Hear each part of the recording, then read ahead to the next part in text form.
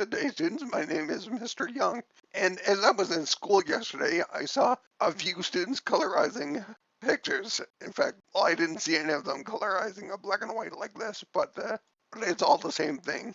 So what we'll start is, if you were to draw this, you could scan it in. Well, I'm going to go through the process later of showing you how to make your line drawing black like this. It's all done, so we're just going to go about coloring it. Now what we want is to put the lines on their own layer so that you can color under them. So what we're going to do is just drag this layer to the new layer icon. So it creates two of them. And now what we're going to do is change this to overlay. So in that way, I'll change back to the background layer. Whatever color you put down, obviously because this is an elephant, I'll do a gray. So if you color, all right, it's not doing it for some reason. You switch it to multiply. So it takes all the white is transparent. The black is shown as a black line. I put some color on it just to show you. We're gonna undo that and oops, I ended the wrong thing. I ended switching to multiply, which wasn't what I meant to do. So what we're gonna do is just fill the background by choosing hitting Alt backspace. Well, I filled with the foreground color of gray. So we don't want that, hit Control backspace. There we are. Now we're gonna tighten up the feathering of this brush, as right now it's set to 0% hardness. We're gonna put that up to 100, and I'm just gonna go about coloring this elephant.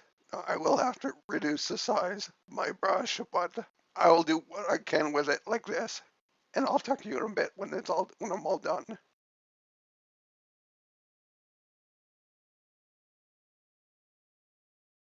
Alright, I'm going to reduce the size of my brush by hitting the right square bracket, which makes it smaller. Just because I'm a bit of an anal jerk, I don't like this gray right here. So I'm going to switch to the eraser tool by hitting E. You can see it has a very small brush, although for this it doesn't really matter. I deleted too much, so I'm going to Control Z and take that off. Now, one thing I find quite handy when coloring areas or even erasing areas is that you can make a line with your brush or eraser tool by clicking once and then holding the shift button down. So it does your line right along a straight line from point A to point B. So if you're coloring, it does a lot of the work for you. I use it quite often. So let us switch back to our brush tool by hitting B.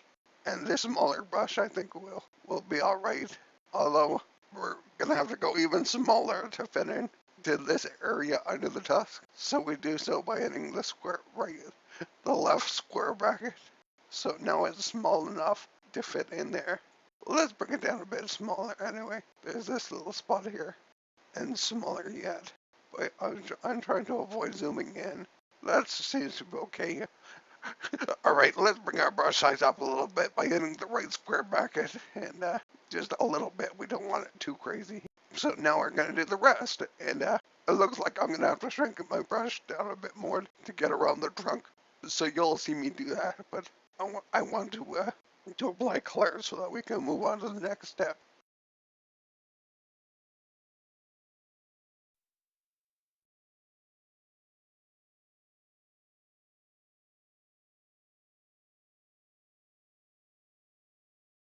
Alright, apparently my eyes are kind of not working like they should. I'm going to zoom in on the end of this trunk so that I can see what I'm doing.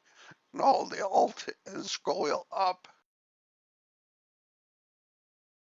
Alright, I see now that I'm zoomed in, I see some problems with around the trunk, around the dusk. So I want to move my artboard up there so I can see more. So I hold out a space bar, which turns my icon into a little hand. And I can then pull the artboard around so that I can see those spots. And when you let go, it goes back to whatever tool you were using. For me, it's a brush.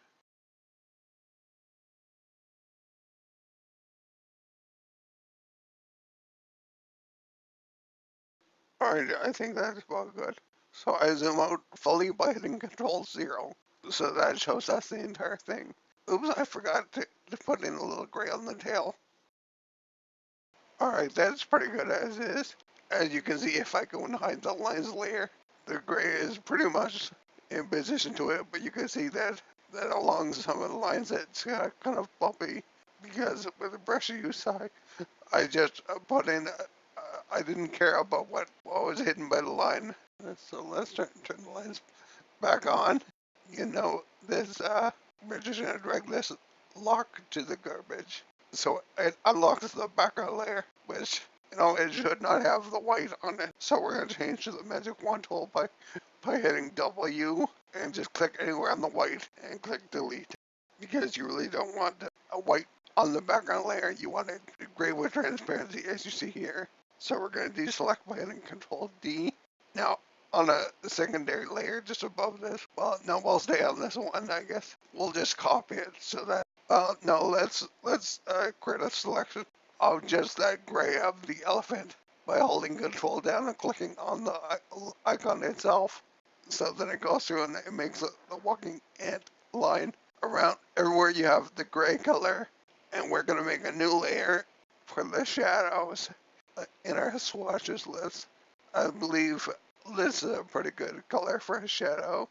So again, we change back to our brush tool, but we want to increase or decrease the hardness. Well, with that, let's put it to 0 and close up our brush thing.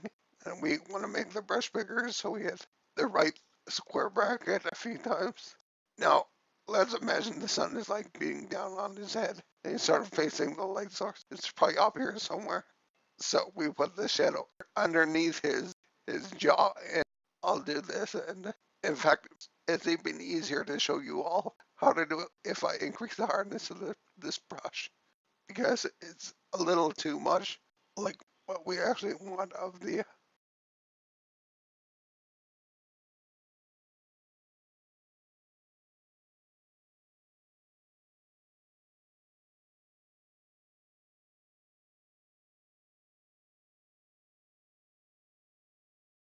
All right, what we're going to do now is hit Control D to deselect. This shadow is all right, but we want to blur it a bit. But we don't want everything to blur as we don't want it to blur into the ear or onto the eye or the tusk. So we're going to mask those out. So hit Q for Q mask. And the way it works is that anything that you paint with your brush will be, for this it'll be selected, but we are going to inverse it right away, and we don't want the eye blurred. So basically all we're doing is just coloring over where we don't want it to blur.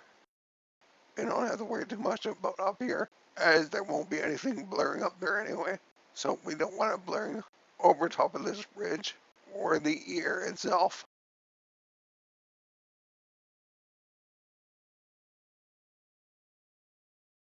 Alright, that's pretty much where we want to mask out. So we hit Q to go to what is we masked out is opposite of what we want to affect. So we hit Control Shift I to invert it. Now that it's inverted, we can then do a filter, blur, Gaussian blur. We'll slightly blur the dark colored paint. We actually want this to be fairly large.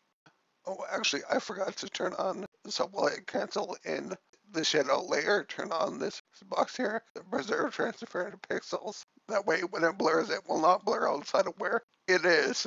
It will only blur, actually, we want to merge that with the color background. So I just copied the colored layer, and we're going to click on the shadow layer and right click and choose merge down.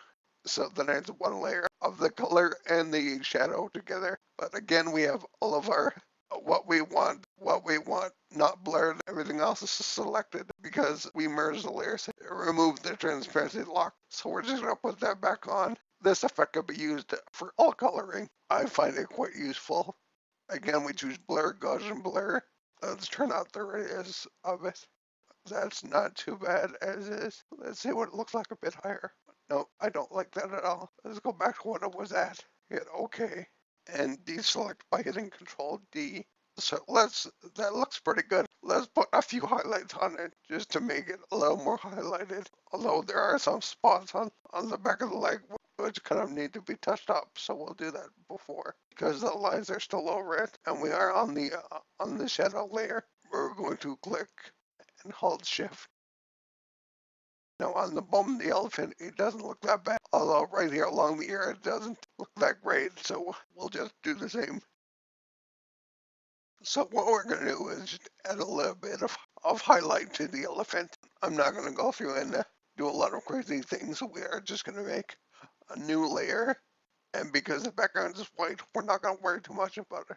We want to switch the colors from the foreground to the background because we want the white that's on the background. So we hit X. It switches them. We're still in the brush tool. Let's just make the brush a bit bigger.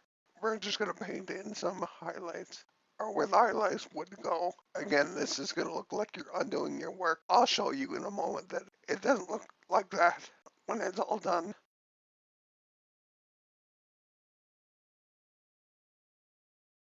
Alright, we're going to apply a blur to this because we want it still fairly sharp, but a little more blurred than what it is. So we got a blur, Gaussian blur is going to go to what was used on the gray, but we don't want it to be quite as blurred as the gray, so let's turn it down a bit, a little more than that.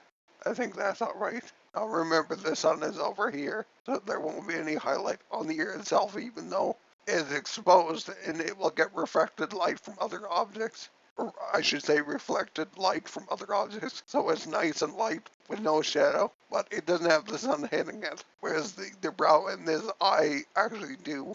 And also these three legs, maybe a little of this one. Let's not worry about this one, because let's say it's behind this one mostly. The highlight is only there because the sun is a bit on it. So let's change this layer mode from normal to, I want to say soft light. So there you can still see it. It's not quite, it's the color beneath it. It's not a sharp white anymore. You can use this coloring technique for a lot of your projects, but I will do more later to show you more. But remember, as always, this is Mr. Young, and keep drawing.